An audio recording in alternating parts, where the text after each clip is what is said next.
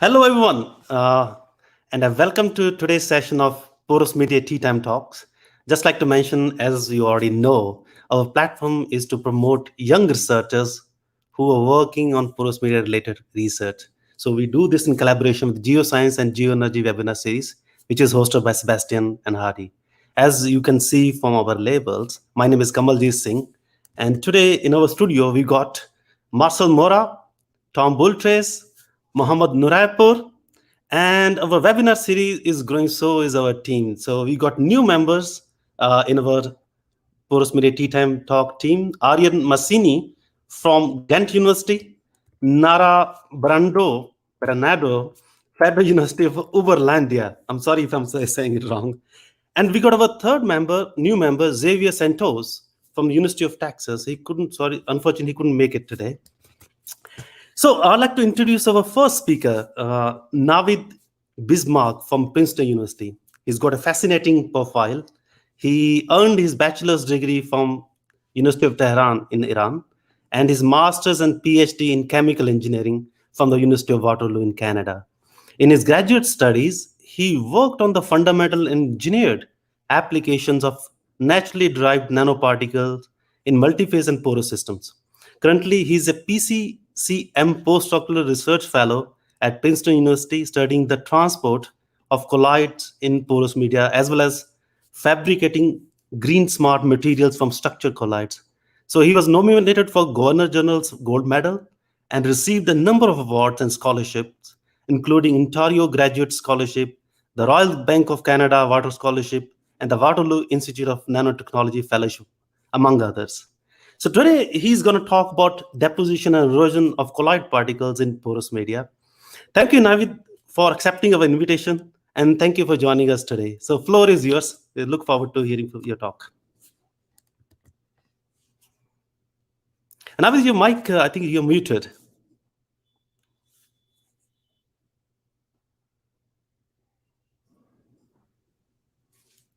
All good. Yeah, sorry about that. Thank you. Hello, everyone. Thank you, Kamal, for the introduction. And thanks to PMTTT organizers for inviting me to the studio. I'm Navid Bizmark, PCCM postdoctoral fellow, and here at Princeton. And today I'll be talking about the transport of colloids in porous media. This work has been mainly conducted at Professor Sujit Dattle's lab with Joanna Schneider, our PhD student, and in collaboration with Professor Priestley. Let's take a look at this beautiful ocean where we find microplastics in the sediments where they can be displaced by deep sea currents, but they're far away from seashores. Where do these microplastics come from in the first place? Perhaps from marine sources. Yeah, but that's only for 20%. 80% of microplastics come from land, from where we live in. We wonder why or how. Well, of many ways, they could be carried by water through soils and aquifers. And this is one of many examples where transport of colloids and nanoparticles in porous media is critical. But what we specifically are interested in knowing is how hydrodynamic forces and particle grain interactions control this transport process. To answer this question, we built a 3D model system by sintering silica beads in a quartz capillary. Using our expertise in matching refractive indices, we could formulate a carrier fluid to see through this porous medium to essentially reconstruct this medium in 3D to find out porosity, pore size distribution, and pore connectivity. So we have this porous medium. We inject amine functionalized polystyrene particles under constant inlet concentration and constant pressure drop. That makes flow to be laminar and makes advection to be dominant. But let's pause for a second. These particles are positively charged, and we introduce them to a medium made of negatively charged grains. The immediate expectation would be they should get stuck right at the entrance. However, surprisingly, we found that when the injection pressure is large enough, these particles deposit throughout the entire porous medium, forming an extended deposition profile. This fabulous extended deposition profile has never been seen before. But we're interested in knowing what controls this mechanism. Why does this happen? To answer this question, we took a closer look at this dynamic process at the pore-scale. Since the advection is dominant and there is a strong electrostatic attraction between particles and the grains, particles are deposited on the upstream surface of grains, and they continue to deposit it as they continue to be injected, which is not surprising. That's what theory predicts. However, in some of the pores, these particles deposit, and deposit grows, but to some extent. Beyond that, they got eroded. And through these cycles of deposition, erosion, and redeposition, that macroscopic extended deposition that I showed you earlier is happening. When erosion cannot completely balance the deposition, as you can see here in these points showing the spontaneous erosion and deposition rates, and a net deposition happens throughout the entire porous medium. Now here we hypothesize that pore-scale erosion generates the extended macroscopic deposition. We quantify this hypothesis by analyzing hydrodynamic stresses, force, and torques that are applied on colloids in pore-scale. You can find out the details of these analyses in our publication, but in short, we found that hydrodynamic stresses overcome the yield stress required to fluidize colloidal aggregates. All right, now then we asked, how can we control this deposition profile? I just showed you that the pore-scale erosion generates that extended deposition profile. Therefore, we concluded that the relative contribution of erosion can be determined by the imposed pressure drop. In other words, if we inject these particles under a different injection pressure, we should get a different deposition profile. And that's what we did. We tried, we injected these particles under a different injection pressure, and we obtained quite drastically different deposition profile. Here at the bottom, you see that these particles are locally deposited close to the entrance of the medium. Here, in this case, hydrodynamic stresses and therefore erosion are suppressed and making the deposition to be dominant. Now, when erosion and deposition rates are calculated at small injection pressure, we find that these parameters are at least 1 order of magnitude larger than that at high injection pressure. Therefore, a larger fraction of particles are deposited over a short period of time, resulting in a localized deposition profile. So I showed you the effects of hydrodynamic forces on the deposition profiles. The next thing that we were interested in knowing was how particle-grain interactions control the transport process. To answer this question, instead of injecting amine functionalized polystyrene, we injected carboxyl functionalized polystyrene with negative charge, and we kept the other operating conditions the same. Now, again, similar to positively charged cases, when the injection pressure is large, we get an extended deposition profile, as you can see here in this video. But microscale or pore-scale microscopy revealed quite a different deposition profiles. Here, in this case, since there is a strong repulsion between particles and grains, particles do not attach to the surface of the grains, but instead they are strained in small and tight pore space between grains. But regardless of this different in where they deposit, similar to positively charged particles, these particles also deposit monotonically in some pores as they continue to be injected. And in some other pores, they go through cycles of deposition, erosion, and redepositions. And this, once again, shows that hydrodynamic stresses can overcome the yield stress. Therefore, given our hypothesis, we should expect a localized deposition if we inject particles at a small injection pressure. And that's what we observed indeed. Here, particles are injected, negatively charged particles are injected at a small injection pressure, and we get a localized deposition profile. Now, these drastic different deposition profiles originates from the fact that flow cannot drive erosion as strongly as that at high injection pressure.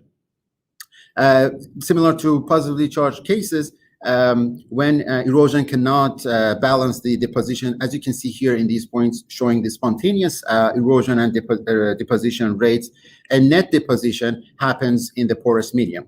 And for small injection pressure, these rates are at least 1 order of magnitude larger than that at large injection pressure. Therefore, a big fraction of particles are deposited in the porous medium over a shorter period of time, resulting in a localized deposition.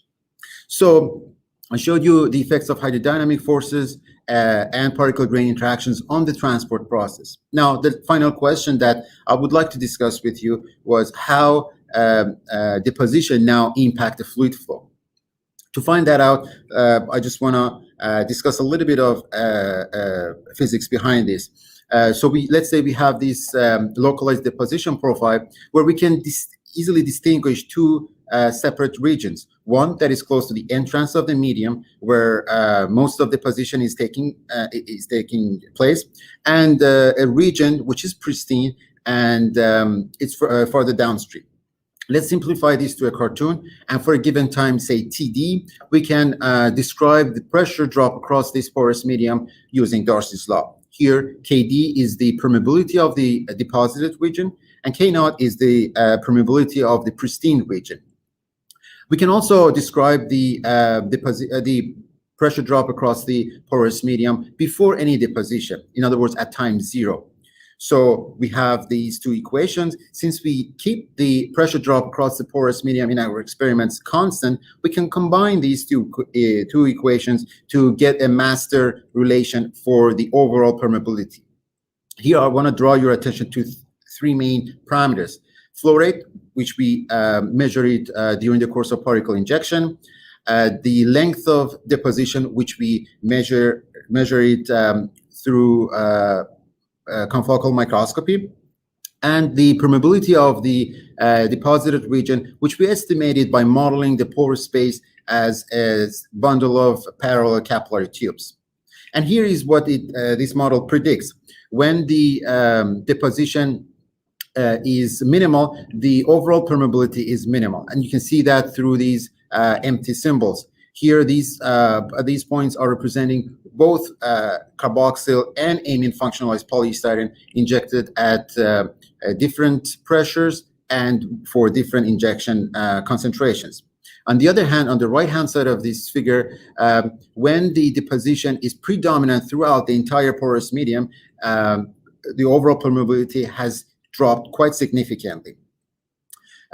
So here today, I talked about two main factors, hydrodynamic forces and particle grain interactions that influence the transport of colloids in porous media at two different scales, pore-scale and macroscale. There are a lot more to say, but in the interest of time, I stop here and I refer you to our publication, but I'll be glad to take any questions. Thank you very much.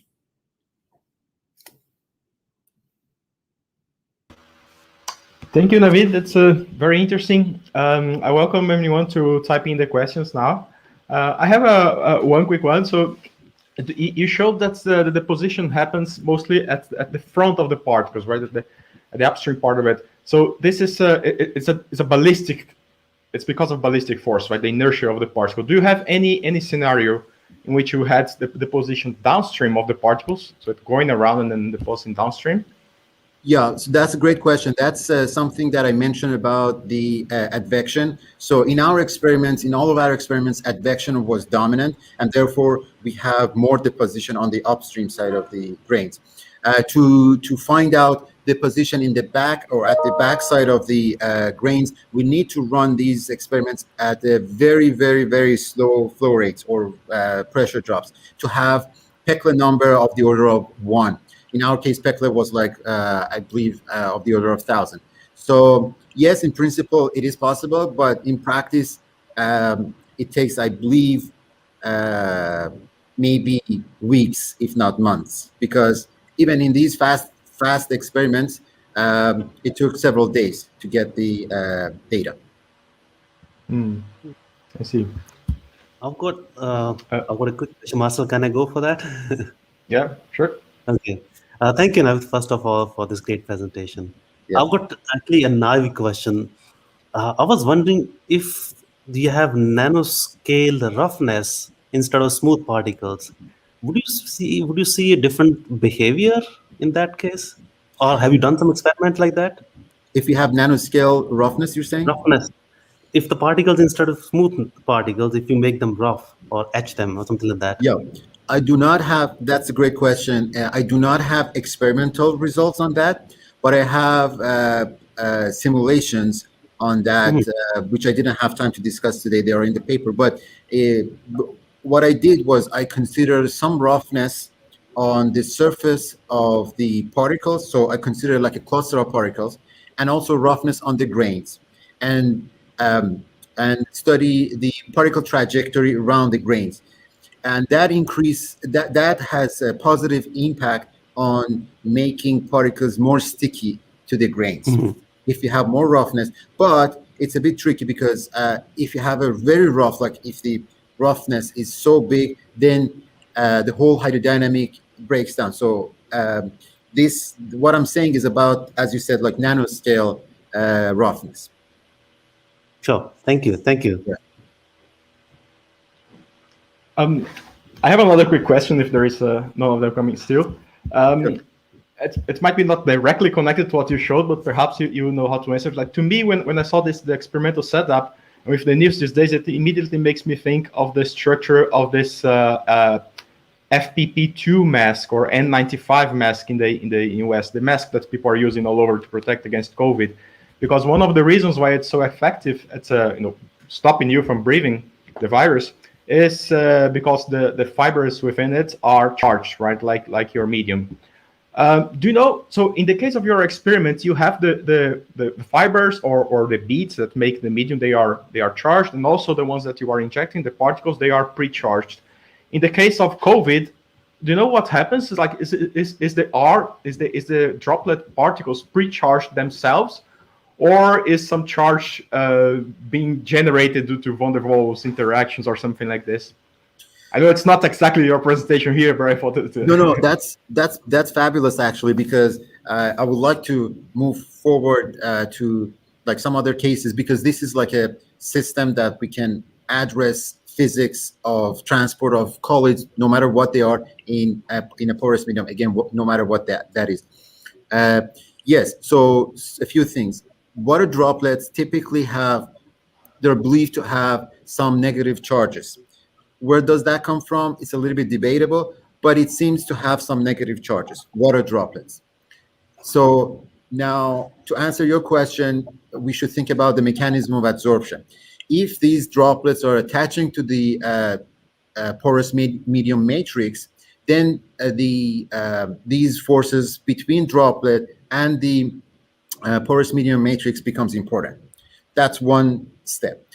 Further, if we want to see how these viruses attach to the porous medium matrix, I'm not quite sure if the COVID virus has any charges, but I know, and we have seen a lot of cartoons or even like real image of that it has some ligands or some functional groups at the surface of the whole virus. So that makes it, these kind of brushes in polymer science makes it also sticky to some extent. And so we have to consider other factors like steric interactions or even confinement on the polymer chains to have a better understanding of adsorption of coronavirus on the solid substrate or in like solid matrix. I think it's a bit more complicated, but it's a great point. Super. Thank you. Thank you very much. And thank you for your presentation. I think we are in time to move on to our next speaker. And that will be Paola Ferraz. She has a PhD in applied mathematics from the University of Campinas in Brazil. And she worked on porous media flow problems in multiscale mixed methods and also in high performance computing. She's currently a researcher at the Brazilian Synchrotron Light Laboratory as part of the scientific computing group, working on inverse problems related to image reconstruction. So Paula, the floor is yours. Thank you welcome to our studio. Thank you all. Thank you so much for inviting me. I'm very happy to be here. So today my talk will be about speed ups for new recursive parallel multiscale method for giant high contrast porous media flows. It was part of my PhD work. So just talking a little bit about me. As said before, I have a bachelor's in applied mathematics at the University of Campinas, and I continue there to my master's and PhD, where I work with coding numerical methods to solve very large linear systems come from discretizations from porous media problems. I work a little bit with multi-grid preconditioners, and in a high-performance computing setting, I work in parallel multiscale methods that I'm going to work here. I just finished my postdoc in applications of the recursive method. And currently, as I say, I'm working in image reconstruction problems for beamlines in a high-performance computing setting in the scientific computing group at the National Center for Research in Energy and Materials here at the Synchrotron Laboratory series here. It's been very nice. The whole motivation for my research until now was to find efficient and accurate numerical methods for the decipher problem. Okay, where we have a high contrast and continuous coefficients. So when we think about realistic problems, we have giant reservoirs, and when we discretize these equations for these giant reservoirs, to actually resolve very well them, we need billions and billions of cells, which is very computationally expensive. The discretizations of these problems, we have very large linear systems. And how to solve them, how to capture fine scale effects with the coarse modeling in order to have less computational cost and still solve the problems efficiently. But with this, we turn to the multiscale method, mixed multiscale method MUM, that was introduced in 2014 by Dr. Pereira and collaborators. It's a method that decomposes our domain, our reservoir, into subdomains, where in each subdomains we solve local boundary problems. And then to connect each subdomain, we connect them through some kind of variable. Usually can be pressure, it could be flux, but here in the MUM method we use the Robin boundary condition that is a combination of both fluxes and pressures. So the solution of this whole problem is a simple linear combination of these local problems that we're going to solve and the Robin variables to connect each subdomain. The multiscale part of this method is that in the interfaces of each subdomains, we are going to set an intermediate quartz scale. We kind of partition these interfaces, and each of these partitions we put a constant per parse spaces there where our interface variable, our Robin variable will live. So how can you solve it? We solve the local boundary problems and the Robin variable problems. The local boundary problems I'm going to talk a little bit soon, but the Robin variable problems is where I'm really focused on my PhD thesis. And to solve them, we create a linear, usually we get all the Robin variables for all subdomains and create a global linear system that's usually very large, and we solve it and use parallel methods to solve this global interface problem. My idea was to do some algebraic manipulations in order to decompose this global problem into small localized linear systems, so we can use the parallel methods better and get a faster computation. Well, the local problems, they are basically two types of problems. We get a homogeneous solution and a particular solution. The solutions are problems similar to the original problem, but they are localized into each subdomain. The homogeneous solutions, we don't get any boundary values or source terms, and the interface Robin variable conditions, we put all of them to 0 except to 1, where we put 1, and we solve this. So basically we get a set of whether we call multiscale basis functions. And the quantity that we get is the same the quantity of partitions of each part of the interface of our subdomain. The particular solution is a solution where all Robin boundary conditions are 0, and we consider the boundary source terms original. So the idea is to get these multiscale basis solutions, construct the global linear system, and to decompose it. How we are going to compose it? We are going to apply recursively to subdomain decomposition of the MUM method. How are you going to do that? Basically, the two-domain decomposition of the MUM method is we get our subdomain, you're going to decompose it in only two subdomains. Okay, so we get for each subdomain the multiscale basis functions. With them, we construct the matrix of the linear system, solve the linear system, get the Robbie variables, and then do the linear combination. Now, for the recursive formulation, what you're going to do? You're going to start with the two domains decomposition, and for each subdomain, for each multiscale basis function that you have to compute, you're going to apply again to solve it the move method. Okay, so for each subdomain, you're going to decompose again into two, solve the multiscale basis functions, solve the linear system. For each multiscale basis function, we again are going to apply the method decomposes until we get a final decomposition. The idea here is to create a hierarchy of domain decompositions where each level requires to find where each level we have a set of multiscale basis functions to compute and a set of linear systems to compute to obtain our Robin boundaries.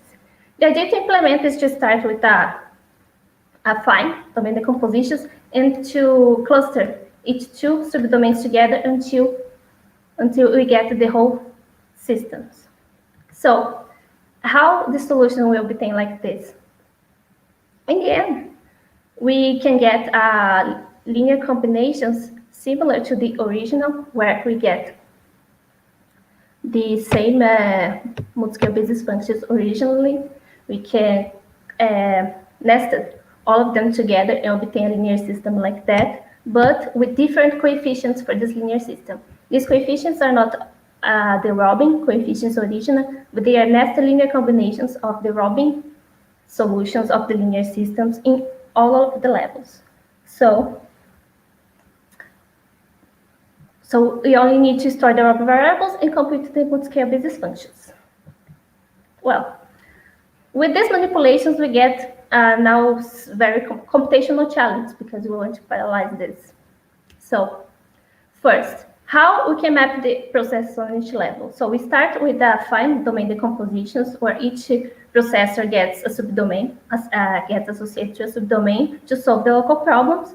But the method is a hierarchy of domain decompositions that we have to find the linear systems and how we can map this process on each level.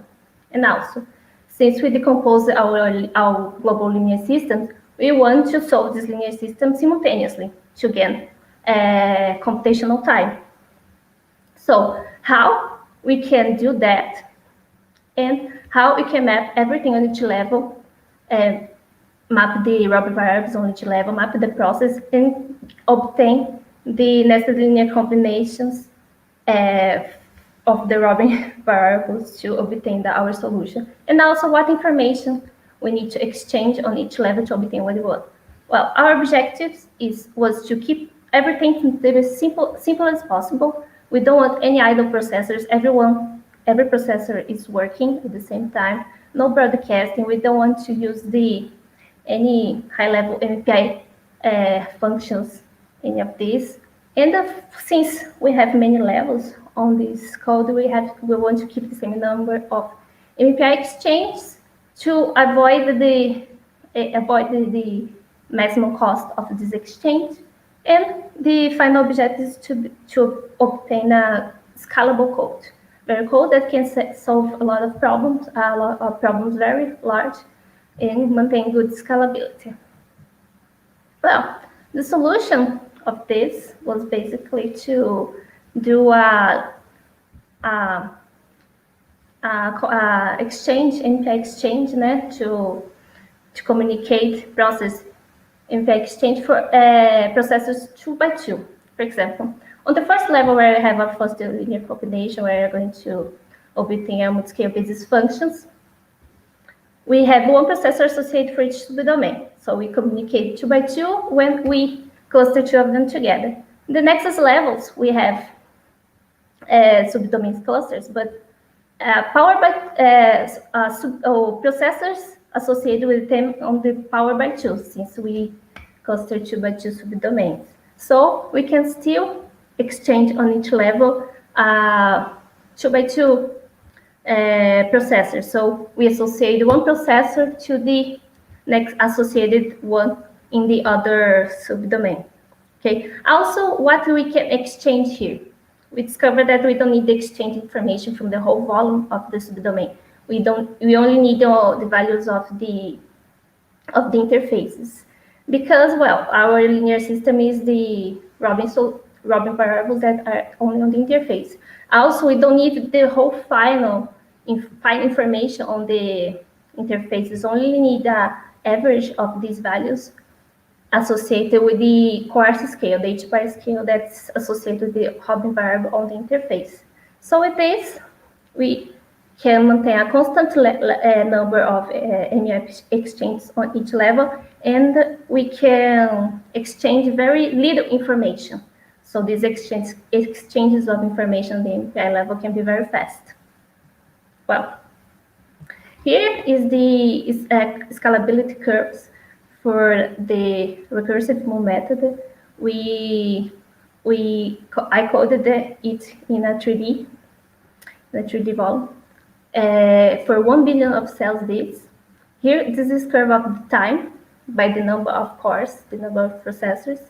So the red curve here is the ideal curve. The blue curve is our results, and this is the stroke scaling. Basically, we fix the number of cells in our volume, and then we grow up the number of processors that we grow. All is the same as to say that we are going to grow up the number of subdomains and compositions. So here we have 2024 processors, and we can see here the blue curve is very good accordance with the red curve, and it goes up. So this shows that it has a very good scaling. That means that our time to solve the one problem, we fix the number of elements and number of subdomains. If we divide into the time that we have to solve it, it's divided by 2. So it's very good. And this is for homogeneous permeability in this case. The next one is a heterogeneous permeability for the same type of problem, and we have a permeability rate of 10 to the plus 8 for a billions of cells. And again, we see a very good occurrence for the red curve, the reference curve. And here is a weak scaling experiment that we did. Basically, we fix now the number of cells into a subdomain, not the domain wholly. And basically, we start to copy the subdomains. Okay, so the number of total cells in the domain are going up. So basically, if we have a time to solve it in a subdomain, like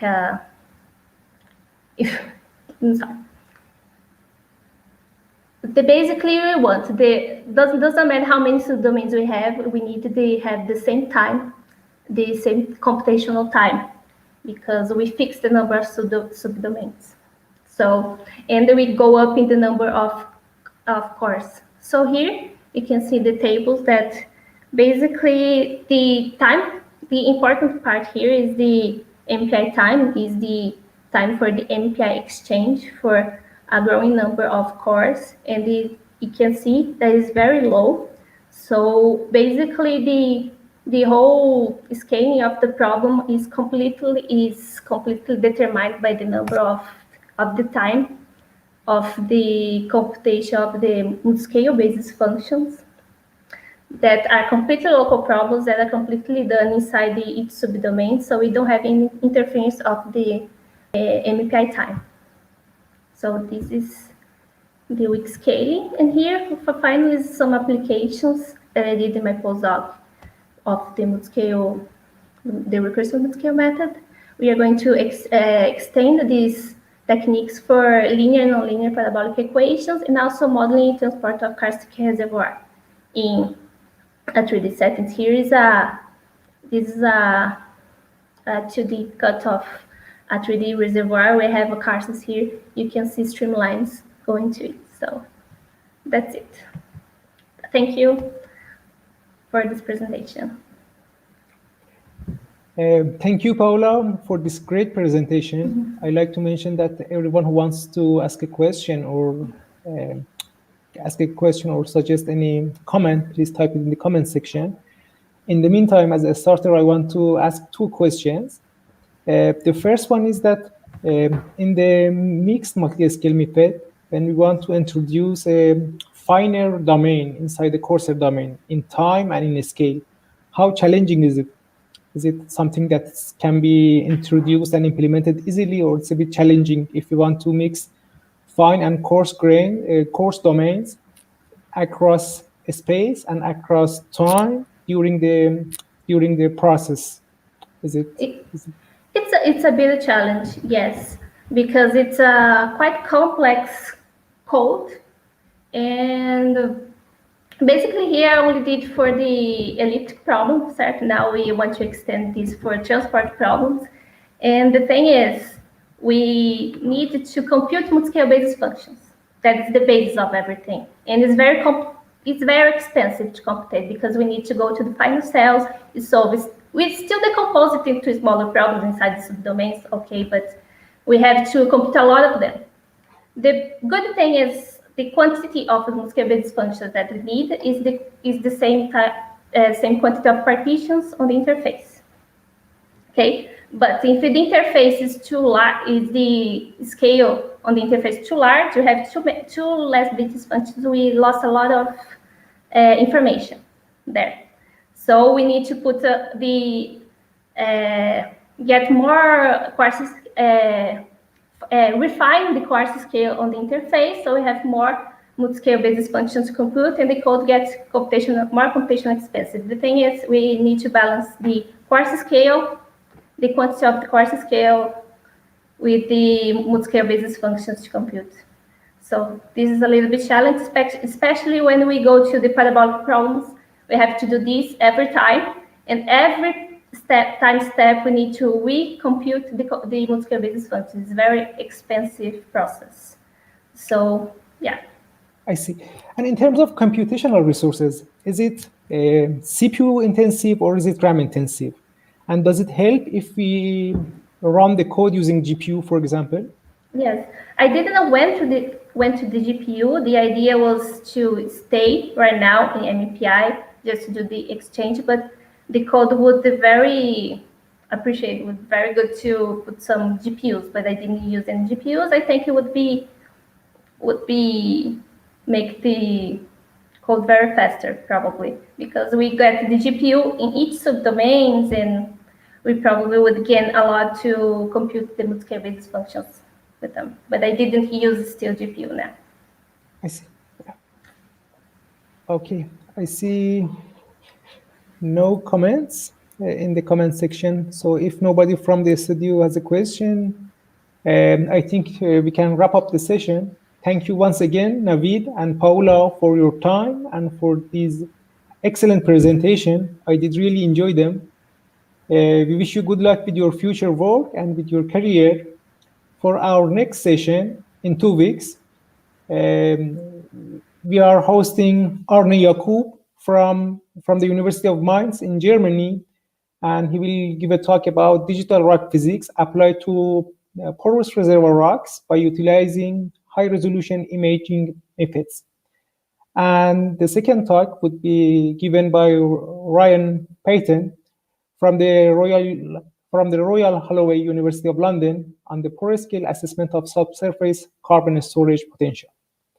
With that, I would like to wrap up the session. I want to thank you again, our audience, for your support, comments, and suggestions. Please help us improve this platform for PhDs and young researchers, and by contacting us at porosmediattt@gmail.com, and you can subscribe to our mailing list by sending an email to this address. As Kamal mentioned, we